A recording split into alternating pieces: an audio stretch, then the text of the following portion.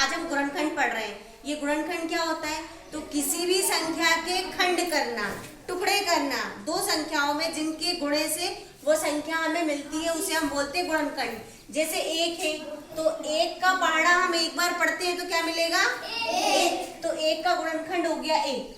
अब दो, दो किस किस पहाड़े में आता है, हम इसके क्या क्या टुकड़े कर सकते हैं? तो एक का पहाड़ा दो बार पढ़ेंगे तो दो आएगा, और दो का पहाड़ा एक बार पढ़ेंगे तो दो आएगा। मतलब एक के पहाड़े में दो आता है और दो के पहाड़े में दो आता है। यहाँ पे गुणनखंडों की संख्या एक हो गई और यहाँ पे एक और दो, दो हो गई। अब तीन, तीन एक के पहाड़े में भी तीन आता है। देखो एक जो है वो किसी भी संख्या में एक तो आना ही आना है, तो एक तो हम सब में लिख ही लेंगे। और तीन के पहाड़े में भी तीन आता है, एक के पहाड़े में तीन और तीन के, तो यहाँ तीन लिखेंगे। कितनी संख्या हुई गुणनखंडों की? दो। अब चार एक के पहाड़े में भी आता है, दो के पहाड़े में भी आता है और चार के पहाड़े में भी आता है। मतलब इस संख्या के हमें ऐसे टुकड़े करने हैं जिनकी गुणा करने से ये संख्या मिल जाए तो उसे हम गुणनखंड कहते हैं। तो एक दो तीन यहाँ हम लिखेंगे तीन। इसके बाद पाँच एक के पहाड़े में, पाँच के पहाड़े में तो एक और दो, यहाँ हो गए दो। छह एक के पहाड़े में, दो के पहाड़े में, तीन के पहाड़े में और छह के पहाड़े में। तो एक दो तीन चार, ये हो गए चार। गुणनखंडों की संख्या हो गई चार। यहाँ लिखा है सात, जो सात है एक के पहाड़े में तो आता ही है और सात के पहाड़े में एक और दो, ये हो गए दो।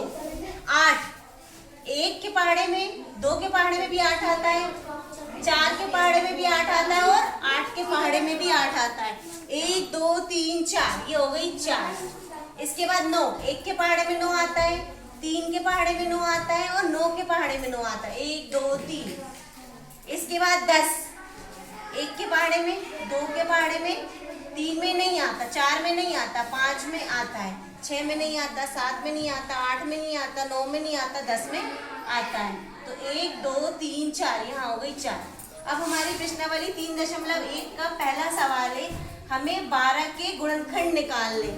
ठीक है, तो 12 के गुणनखंड क्या क्या होंगे? सबसे पहले हम एक से शुरुआत करते हैं। एक के पहाड़े में आता है, हाँ, दो के पहाड़े में भी आता है, फिर तीन के पहाड़े में भी आता है, फिर चार में भी आता है, पाँच में नहीं आता, छह में आता है, सात में नहीं आता, आठ में नहीं आता, नौ में नहीं आता, 10 में, 11 में नहीं आता, 12 में आता है।